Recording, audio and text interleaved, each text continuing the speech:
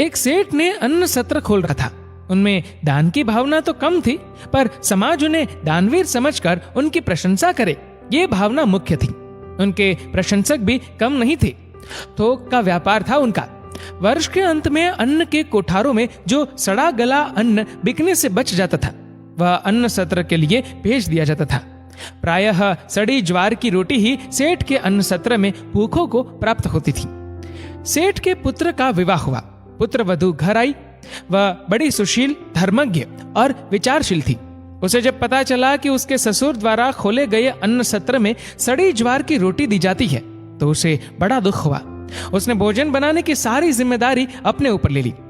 पहले ही दिन उसने अन्न सत्र से सड़ी ज्वार का आटा मंगवाकर एक रोटी बनाई, और सेठ जब भोजन करने बैठे तो उनकी थाली में भोजन के साथ वह रोटी भी परोस दी। काली मोटी रोटी देखकर कौतूहलवश सेठ ने पहला ग्रास उसी रोटी का मुख में डाला। ग्रास मुंह में जाते ही वे थू थू करने लगे और थूकते हुए बोले, बेटी, घर में आटा तो बहुत है, ये तूने रोटी बनाने के लिए सड़ी ज्वार का आटा कहां से मंगाया? पुत्र वधू बोली, पिताजी, ये आटा परलोक से मंगाया है। ससुर बोले, बेटी, मैं कुछ समझा नहीं।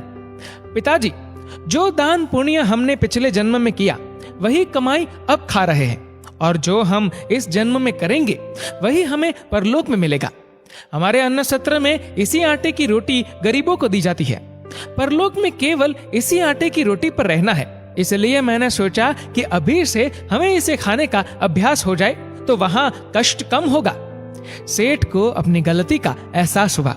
उन्होंने अपने पुत्र वधू से क्षमा मांगी और अन्न सत्र का सड़ा आटा उसी दिन फेंकवा दिया। तब से अन्न सत्र से गरीबों, भूखों को अच्छे आटे की रोटी मिलने लगी। आप दान तो करो, लेकिन दान ऐसा हो कि जिससे दूसरे का मंगल ही मंगल हो।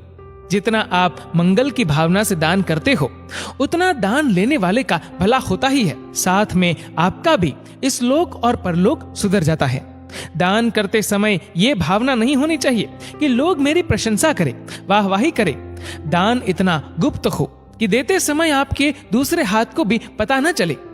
रहीम एक नवाब थे। वे प्रतिदिन दान किया करते थे। उनका दान देने का ढंग अनोखा था। वे रुपए पैसों की ढेरी लगवा लेते थे और आंखें नीची करके उस ढेर में से मुट्ठी भर भर कर याचकों को देते जाते थे। एक दिन संत तुलसीदास जी भी वहां उपस्थित थे। उन्होंने देखा कि एक याचक 2-3 बार ले चुका है, परंतु रहीम फिर भी उसे दे रहे हैं। यह दृश्य देखकर तुलसीदास जी ने पूछा, सीखे कहां नवाब जू, देनी ऐसी देन, ज्यों ज्यों कर ऊंचे चढ़े त्यों त्यों नीचे नैन।